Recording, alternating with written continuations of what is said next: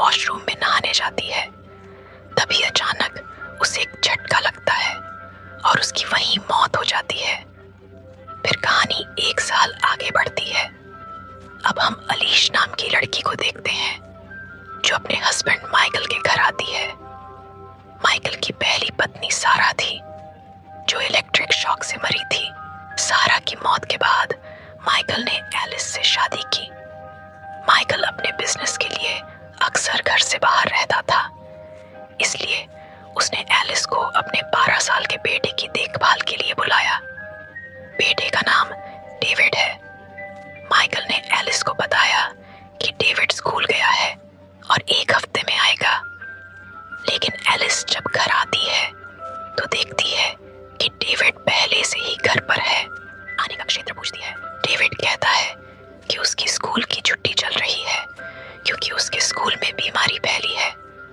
Alice David की बात मान लेती है, लेकिन उसे डेविड के साथ अजीब लगता है क्योंकि वह छोटा है पर उसकी बातें बड़ी लगती हैं। अगले दिन माइकल डेविड से बात करने के लिए एलिश को फोन करता है। एलिश फोन लेकर आती है।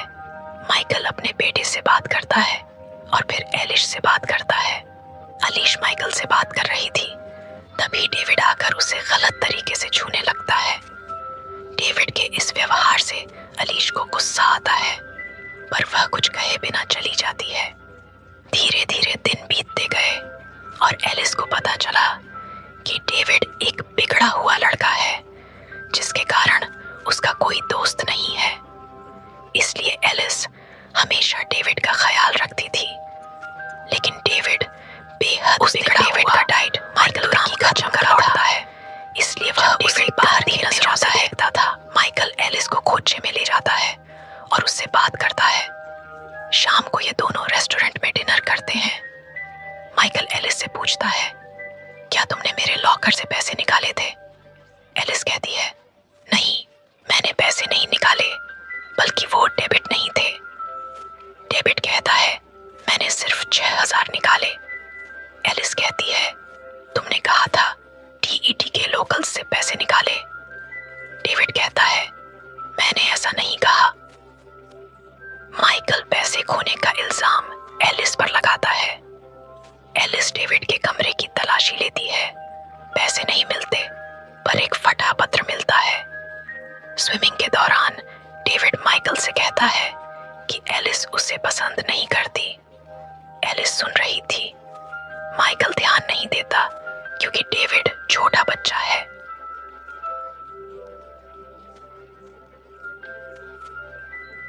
डेविड अपने पापा से कहता है कि एलिस उसे बिल्कुल पसंद नहीं करती और उसने आज मेरे कमरे में गड़बड़ी की है। इसलिए माइकल एलिस से इस बारे में बात करता है, लेकिन एलिस माइकल को कुछ नहीं बताती।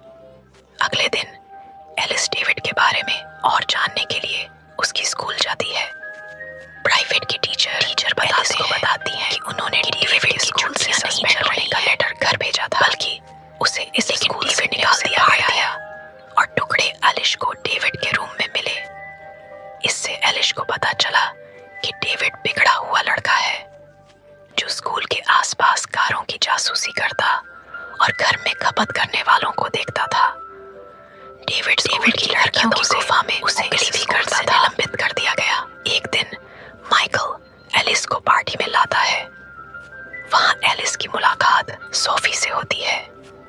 सोफी बताती है कि सारा उसकी अच्छी दोस्त थी जिसकी अचानक करंट लगने से मौत हो गई।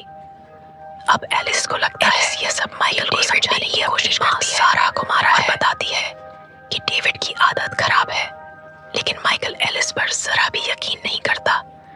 उल्टा दोनों लड़ने लगते हैं। एक रात एलिस ऊपर के कमरे में जाती है और एक छेद देखती है।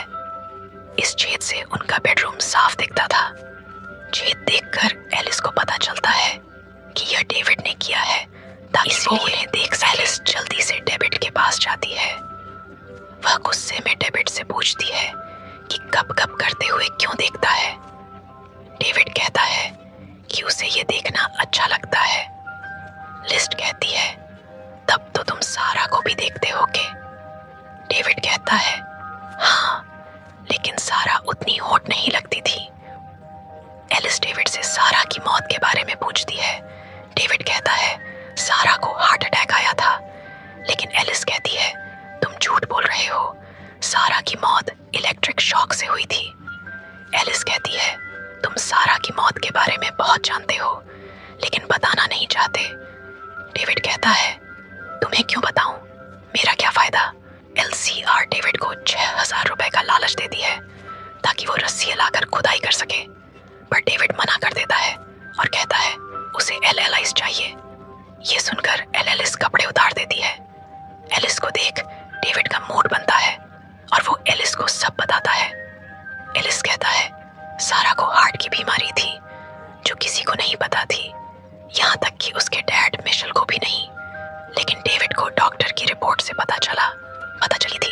एंड इसको यहाँ लगता है कि डेविड उसे जो भी बता रहा है वो सब झूठ है, इसलिए वो डेविड की बातों पर यकीन नहीं करती और वहां से चली जाती है।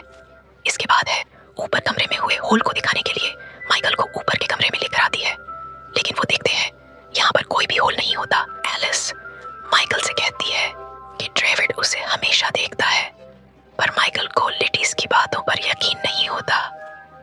एलिश की बातों से माइकल को लगता है कि एलिश मानसिक रूप से परेशान हो रही है, लेकिन एलिश हार नहीं मानती और सारा की मौत की जांच करती है, जिससे उसे पता चलता है कि डेविड ने सारा को कार्बोरेटर को लगाया था।